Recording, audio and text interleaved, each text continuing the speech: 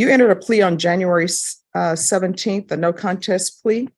You applied for deferred adjudication. The court found there was sufficient evidence to find you guilty. According to the plea bargaining agreement, punishment is to be assessed at 2 years in the prison. The state opposes your application for community supervision or deferred adjudication. They will be taken in consideration 2022 CR 8568. And there's to be restitution of $2,000 to Wayne Biotto, who is the complainant in 2022 CR 8568. Have both parties had a chance to review the PSI report, state? Yes, Your Honor. Defense? Yes. And Mr. Adame, it's 2 years in the state jail facility. I know I said prison, but it's the state jail facility. Any objections to the PSI report, state? Defense? No. All right. According to the plea bargain agreement, the state is opposed. Does anyone have any witnesses, state? Do not have any witnesses. Defense? No, I would just like to allocate. All right. All right. Defense? Your Honor, Mr. Adame is very remorseful about what happened to his daughter. He, as you are aware of the facts, he allowed homeless cousins to stay with him. And subsequently, his daughter used the same bedroom that she had been in and ingested drugs that the cousin had left there. He called the mother of the child rather than calling an ambulance or the police, but an ambulance was then called. And anyway, he's extremely remorseful about what happened. He really wanted to wear street clothes today to honor you, but I didn't feel like the court would be willing to use the resources for a case that was involving a trial when you already have another trial going on. His fiance is at Haven for Hope, and as you read in the PSI, he plans to go there if you grant him probation. He's already set up classes for them both. He's already on the paperwork. He's going to take parenting classes, living skills classes. That she says they've got a great caseworker that they're going to be working with, and that based on all of those the support that they're going to have, she doesn't feel that they'll be able to. She feels like he will be successful. He's going to have a job with, and they're going to supply him work clothes and training. And Mr. Adame is willing to do any condition that you would like to place on him to be able to be on probation. Who's the complainant in all of these cases? The assault bodily injury married that was dismissed and refiled. Who's the complainant on that case? That was my ex-girlfriend. And who's the complainant on the violation bond or protective order? That was my ex-girlfriend. And who was the complainant on the continuous violence case that you got deferred adjudication for? From 2014. 2013. Oh, that was my first baby mom, my first girlfriend. With my And two then oldest. the assault second from 2016, it was dismissed for missing witness. Who was the complainant on that? That was her. She had false accusations on me. No, I'm just trying to figure out who it is. I'm not accepting any of this as true. It says witness dismissed for missing witness. I'm just trying to figure out who the complainant was. And then in 2021, who was the complainant on that? That was my ex-girlfriend. All right. And then the unauthorized use of a vehicle that the state is taking in consideration. What's that about? I had bought a vehicle off of Marketplace, off of Facebook, and they were starting with no bond, with no title. And I was gonna get a title bond for it because I've done a title bond before for another vehicle. And they were gonna email me the paperwork and where I bought it from. And then later on that night, I got pulled over and I tried telling the cops that I have the messages on my phone to show them. And they didn't give me a chance to show the messages. They just arrested me and put me in the back of the car, and my sister's boyfriend ended up picking myself up in the death. All right, court will hear argument. State. Your Honor, based on the allegations in this case, this case involves the defendant's daughter ingesting methamphetamine and waking up to hallucinations while being in the defendant's care and custody. With the allegations and with the defendant's background, Your Honor, we feel that it is not appropriate for the defendant to be out, and we feel that he is a danger not only to his daughter, but possibly to the rest of the public, Your Honor. So we would ask that you deny the defendant's application for deferred adjudication in this case. All right, defense.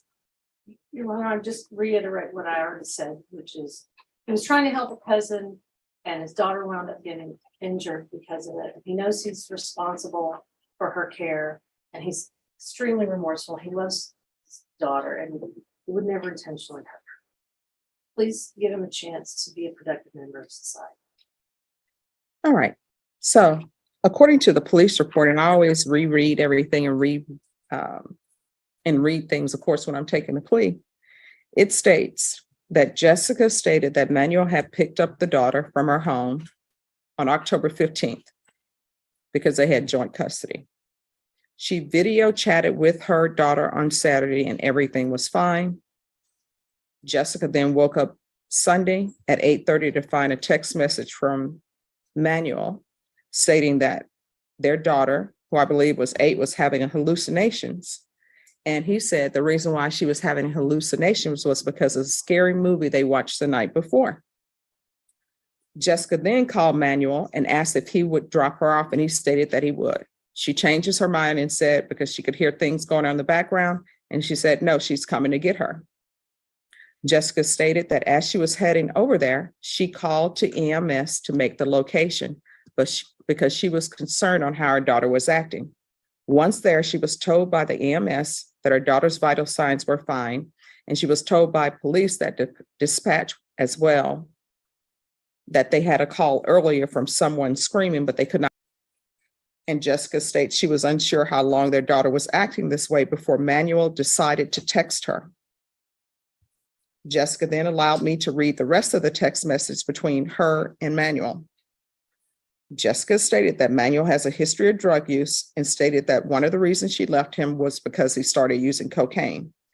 Jessica stated that Manuel did not want to call EMS, and that is why she called when she was on her way over there.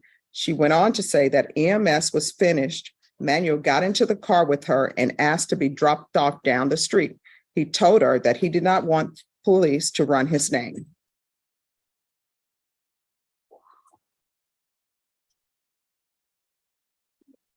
And then there's a text message from Michelle, Manuel's cousin. She stated it was not Manuel who was at fault and it was someone else, and she would let her know who it was if she gave her the chance. She then received a later text. Michelle responded stating that she would be on her way. Michelle did not arrive at the hospital.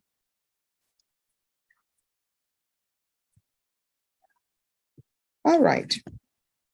This is what the court is going to do. The court is going to deny your application. Court will find you guilty, sentence you to 2 years in the state jail facility, give you credit for any time served, take in consideration 2022 CR 8568, restitution of $2,000 to Wayne, Wayne, Beato, Biotto, and cause number 2022 CR 8568. I'm going to show you what's entitled Trial Court Certification of Defendant's Rights to Appeal. Did you review that with your attorney? Did you understand it and did you sign it? Yeah.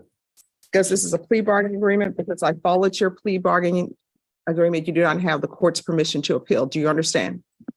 Because this is a felony conviction, you're not allowed to own or possess any weapons or ammunition. If you have a question over what a weapon or ammunition is, you'll need to speak to an attorney. Do you understand?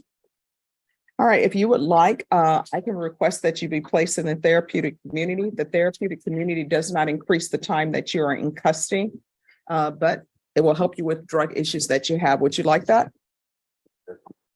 All right, so I will put on here therapeutic community. We can go off the record. Mr. Adame, when you have children in your care, they're your responsibility. And the person who you're saying your child ingested their drugs, you should not have allowed that person around your child. When it comes to helping out people, yeah, it's great to help out people, but you don't help out people at the risk of your child. You understand? All right, good luck to you. And do you have the Does he get credit for all the time he's already been incarcerated? Oh, yes, I gave him credit for any time served. My name is Happy. I upload courtroom video for education purpose. This video may contain copyrighted works not specifically authorized for use, but believed in good faith to be protected by the fair use doctrine under Section 107 of U.S. copyright law.